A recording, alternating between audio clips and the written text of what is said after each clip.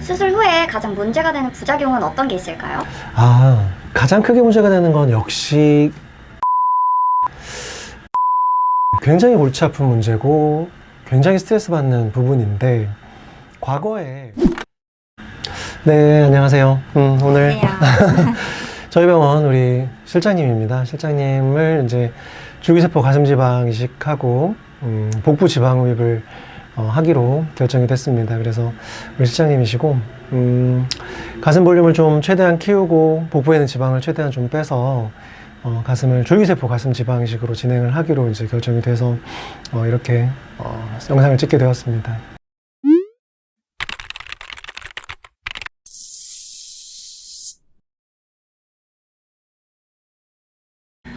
수술 후에 가장 문제가 되는 부작용은 어떤 게 있을까요? 가장 크게 문제가 되는 건 역시 감염입니다. 감염, 염증, 굉장히 골치 아픈 문제고 굉장히 스트레스 받는 부분인데, 과거에 가슴 지방 이식을 하거나 힙업 지방 이식을 하고 가슴에 염증이 생겨서 빨갛게 부풀어 오르고 통증으로 병원에 내원하신 분들이 간혹 있었습니다. 그런데 제가 이제 그걸 역학조사를 해보니까 대체 이게 왜 이렇게 염증이 생기는 것인가. 염증이 생기는 원인은 크게는 병원 측의 문제가 있을 수 있고 관리의 문제가 있을 수 있겠죠. 병원 측의 문제라는 건 결국에 수술할 때 완벽하게 묵인 상태로 수술하지 못하기 때문에 세균이 침투를 해서 수술 직후에 염증이 생기는 문제가 생길 수 있을 것이고, 두 번째는 수술 후 고객들이 관리를 하지 못해서 세균이 침투해서 염증이 생기는 두 가지 문제가 있을 건데, 저희들은 병원에 굉장히 감염 관리를 철저하게 하기 때문에 수술 중에는 감염이 되지 않도록 완벽하게 저희가 항상 관리를 하고 있습니다. 그렇다면 관리의 문제 때문에 염증이 생기는 거를 저희가 역학조사를 해보니까 가장 대부분의 원인을 저희가 찾았을 때 역시 물이었습니다. 뭐냐면 수술 후에 절개 부위가 생기고 이 절개 부위를 통해서 샤워를 하게 되면 물이 타고 들어가면서 세균이 침투를 한다는 거죠. 그래서 수술을 하고 나서 2주 동안, 절대적으로 2주 동안은 저희가 모든 고객님들께 샤워를 하지 않도록 저희가 설명을 드려요. 그런데 수술하고 나서 어떻게 2주 동안 씻지 않을 수가 있겠습니까? 씻지 말라는 얘기가 아니고요. 대야나 세면대 같은 곳에서 얼굴을 씻거나 머리 감는 건 얼마든지 좋아요. 그리고 흐르는 물을 이용해서 손을 씻거나 다리를 씻는 것도 좋습니다.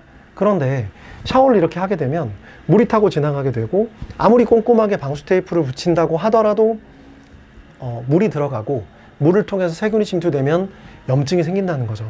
이 부분이 가장 큰 문제가 된다고 봅니다. 그래서 반드시 수술을 하고 절개 부위가 완전히 아무는 2주 정도, 완전히 피부가 아물어지는 시점까지는 물이 닿지 않는 게 굉장히 중요합니다. 그래서 모든 고객님께 저희가 샤워를 절대 하지 않도록, 씻는 건 괜찮지만 샤워하지 않도록 저희가 설명을 드리고 나서, 저희 병원에는 최근에 1년 넘게 그 감염이나 염증으로 찾아오신 고객님이 한 분도 없습니다. 이게 굉장히 얼마나 중요한 문제인지를 다시 저희가 찾게 되어서 최근에는 없습니다, 저희들. 그래서 우리 실장님도 오늘 수술 끝나고 반드시 2주 동안은 샤워하시면 안 됩니다. 네. 방수 테이프를 붙이는 건 괜찮지만 붙였다고 샤워하는 건 안 됩니다. 물론 염증이 생기면 그러면 어떻게 되는 거냐? 물론 좋아지긴 합니다. 좋아지긴 하는데 대부분 어떤 경과를 거치냐면, 염증이 생기면 빨갛게 부어오르고 부어오른 자리로 고름이 차요. 그래서 병원에서 초음파를 보면 고름이 차 있는데, 그 절개 부위를 이용해서 캐뉼라로 고름을 제거하면 대부분의 경우는 완치가 되긴 됩니다만은, 그래도 한 2, 3주에서 길게는 한 달까지 염증 때문에 고생해서 그 수술하신 분과 저의 관계가 깨지더라고요. 그래서 염증은 안 생기는 게 최고겠죠. 그래서 반드시 관리가 꼭 중요하다고 할 수 있겠습니다.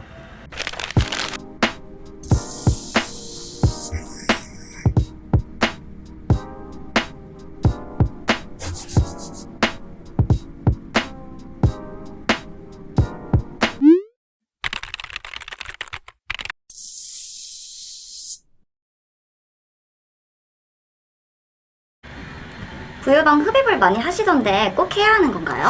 네, 부유방, 저희 병원에서는 이제 부유방 지방 흡입을 많이 권해요. 이유는 실제로 초음파를 먼저 보면 가슴에 지방이 있는 분들 뿐만 아니라 부유방에도 지방이 있는 분들이 굉장히 많아요. 그래서 가슴이 이렇게 커지다 보면 가슴 사이즈가 커지면서 볼륨이 부유방을 누르게 되고, 그렇게 되면 겨드랑이 쪽에 불룩 튀어나오는 부분 때문에 나중에 가슴이 커지고 나서 겨드랑이 쪽이 안 이뻐가지고 스트레스를 받는 분들이 있어요.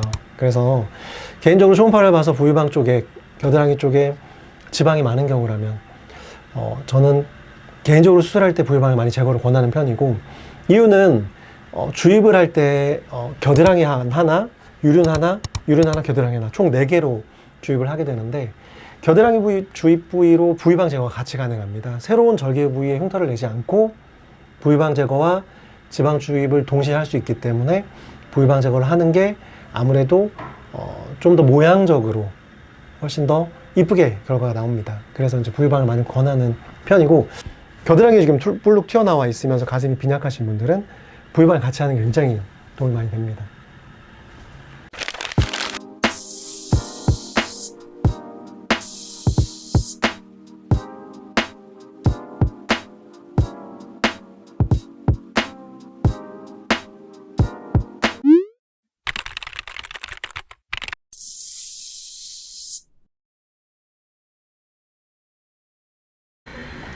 원장님 혹시 그럼 수술 후에 브래지어는 언제부터 착용할 수 있는지, 그리고 엎드려서 자면 안 되는 기간이 혹시 언제까지인지, 그리고 잘 먹어야지 생착이 잘 되는지 궁금해요.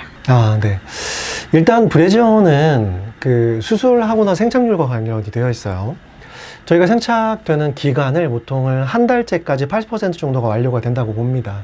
그러면 한 달째 80% 완료되는 기간까지는 가급적이면 압박되는 브래지어를 하지 않는 것이 좋긴 좋아요. 다만 약간 느슨한 브래지어나 탱크탑처럼 이렇게 받쳐주는 정도의 브래지어는 사실은 생착률에 그렇게 큰 영향을 주지는 않습니다. 그래서 한 1, 2주 정도 지나서 약간 타이트하지 않은 약간 느슨한 브래지어는 받쳐주는 정도의 브래지어는 괜찮고요.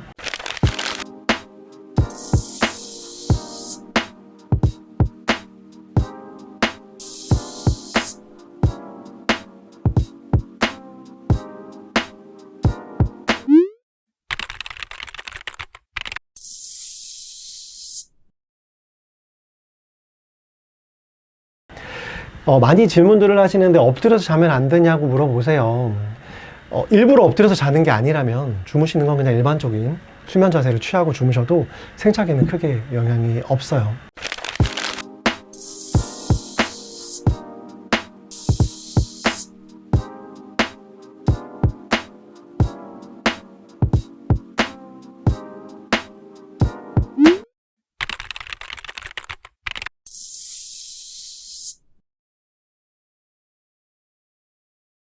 그리고 이제 식이요법을 많이들 물어보시더라고요. 먹고 나서가 아니라 수술을 하고 나서 많이 먹어야 되느냐, 다이어트를 해야 되느냐, 다이어트를 하면 많이 빠지는 거 아니냐라고 물어보시더라고요.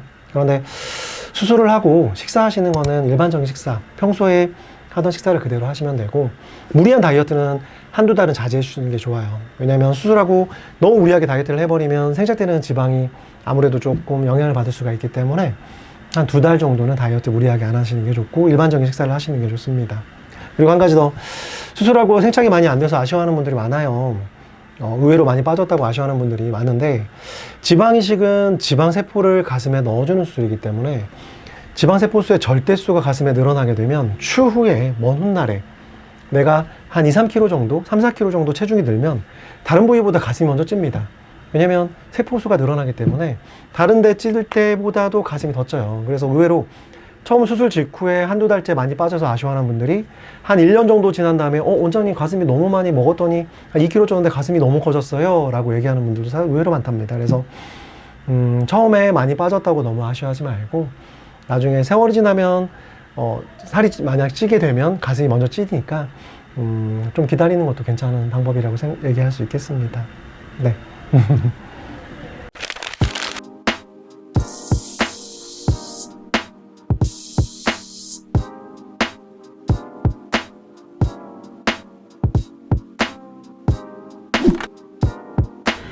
이제 다른 환자분의 수술 결과를 보고 이제 원장님을 믿고 수술을 결정하게 됐는데, 저도 다른 환자분들처럼 꼭 그렇게 좋은 결과 만들어주세요.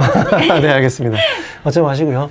다시 이제 비단 실장님뿐만 아니라 저한테 오시는 모든 고객님들이 똑같다고 생각해요. 저희 와이프도 제가 2번이나 가슴 지방 이식 했거든요.